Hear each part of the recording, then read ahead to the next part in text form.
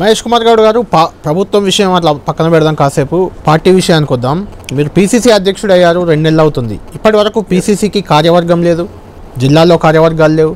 Party బలోపేతం దిశగా అంటే మీరు గాంధీ భవన్లో పరిమితమై పార్టీ బలోపేతానికి కసరత్తు చేస్తున్నారు, సమన్వయం చేస్తున్నారు, ఇదంతా బాగుంది.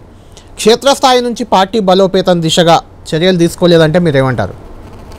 డీసీసీలు ఫంక్షనింగ్లో ఉన్నాయి. పీసీసీ కొత్త అధ్యక్షుడు కార్యవర్గం మాత్రం రద్దు అవుతుంది. జిల్లా కాంగ్రెస్ యథావిధిగా సాగుతూ ఉన్నాయి. నేను 1 నెల 40 రోజులుగా గాంధీ భవన్లో కార్యకర్త కలవడానికి సరిపోయింది. పీసీసీ కార్యవర్గం అనేది బాగా ఆచితూచి అందరితో సంప్రదింపులు జరిపి చేయాల్సిన ప్రక్రియ. పీసీసీ అధ్యక్షుడిగా నా ఇష్టానుసారం నేను కమిటీ వేసుకోలేను.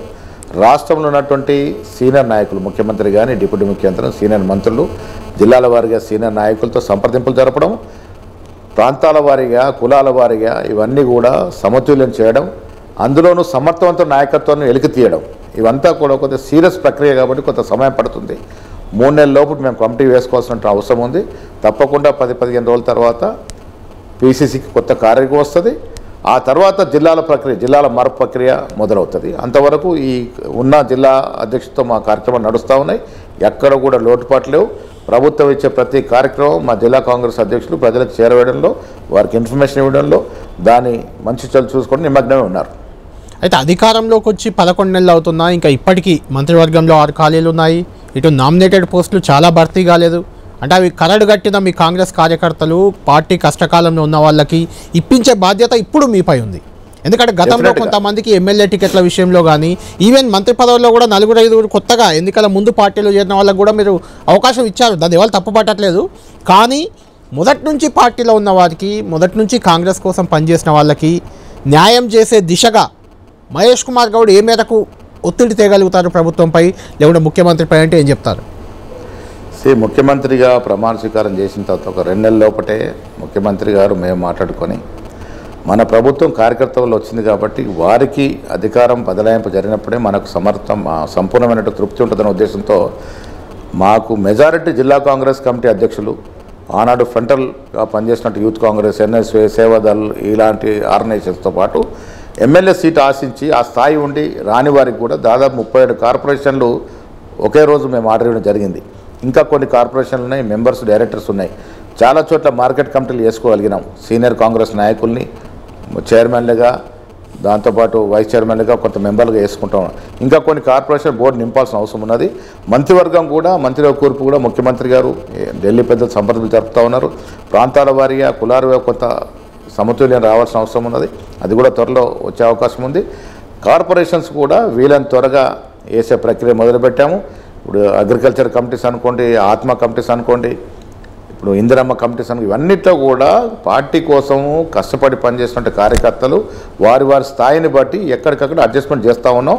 ఇంకా కొంత తొందరగా చేయాల్సిన పరిస్థితి ఉంది, అవసరం ఉంది. కార్యకర్త కొంత నిరాశ కనబడుతూ ఉంది, అది కూడా స్టడీ చేస్తూ ఉన్నాం. ఇవి కూడా వీళ్ళని త్వరగా వేసుకునే ప్రయత్నం చేస్తాం. కళ్యాణ్ గారు. రైట్. మహేష్ కుమార్ గౌడ్ గారు, పార్టీలో దాదాపు 10 మంది బీఆర్ఎస్ ఎమ్మెల్యేలు పార్టీలో చేరారు. ఇప్పటికే వాళ్ళు కొంతమంది చేరలేదంటున్నారు, కొంతమంది అది కాంగ్రెస్ కండువా కాదంటున్నారు, కొంతమంది దేవుడి కండువా అంటున్నారు. అసలు కారణాలు ఏంటో తెలియదు. వాళ్ళు అసలు పార్టీలో చేరనట్ట పీసీసీ అధ్యక్షుడిగా ఏం చెప్తారు మీరు?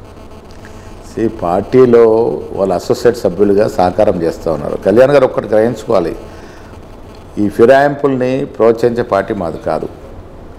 గతంలో వ్యతిరేకించిన పార్టీ. అయితే మేము అధికారంలో 63-64 సీట్లతో అధికారంలోకి వచ్చినప్పుడు మీరు చూశారు, బీజేపీ, బీఆర్ఎస్ కుమ్మక్కయి ఒకరేమో రేవంత్ రెడ్డి గారు ప్రభుత్వాన్ని కూలుస్తామని, ఒకరేమో ఇది రద్దు చేస్తామని, ఒకరేమో ఇక్కడ రాష్ట్ర పాలన వస్తుందని ఏ రకంగా బ్లాక్మెయిల్ చేశారో మీరు చూశారు. ఈ ప్రక్రియలో భాగంగా అక్కడున్న ఎమ్మెల్యేలు, అరే మా సంఖ్య చూసుకొని మా నాయకుడు కేసీఆర్, కేటీఆర్ ఈ ప్రభుత్వాన్ని కూలుస్తానంటున్నాడు, మా సంఖ్య చూసుకొని వీళ్ళు ఈ రకంగా విమర్శలు చేస్తూ ఉన్నారు కాబట్టి మేమే అటువైపు పోతే ప్రజాస్వామ్యబద్ధంగా ఎన్నికైన ప్రభుత్వం నిలబడుతుంది అనే ఉద్దేశంతో మా వైపు వచ్చిన మాట వాస్తవము. వాళ్ళు మాకు ఇప్పుడు అసోసియేట్ సభ్యులుగా మాకు సహకారం చేస్తూ ఉన్నారు. అదేవిధంగా ఇప్పుడు కళ్యాణ్ గారు ఒక్కటే అర్థం చేసుకోవాలి, మనము గత ముఖ్యమంత్రి కేసీఆర్ను కలిసే భాగ్యం మంత్రులకు కూడా లభించేది కాదు. 3 నెలలు వెయిట్ చేసే పరిస్థితి ఎమ్మెల్యేలు దేవుడేరుగా. సో అలాంటి పరిస్థితి నుంచి ఇలా స్వేచ్ఛ ప్రపంచంలోకి వచ్చినట్టుగా ఉన్నారు. వాళ్ళు అనునిత్యం ముఖ్యమంత్రి కలవగలుగుతున్నారు, సలహాలు సూచనలు తీసుకుంటూ ఉన్నారు, అభివృద్ధి కార్యక్రమాలు తీసుకెళ్తూ ఉన్నారు. సో ఈ రకమైనటువంటి స్వేచ్ఛ గతంలో లేదు కాబట్టి ఇప్పుడు ఇక్కడికి వచ్చి మాతో మమేకం కావడమే కాకుండా మాకు సహకారం చేస్తూ వారు కూడా వారి నియోజకవర్గంలో తగిన రీతిలో పనులు చేసుకోగలుగుతున్నారు. సో ఈ రకంగా పరస్పరంగా వారు మాతో సహకారం తీసుకుంటా ఉన్నారు, మాకు సహకారం ఇస్తూ ఉన్నారు. ఇది ఒక కలెక్టివ్ ప్రక్రియ ముందుకు పోతూ ఉంది. అంటే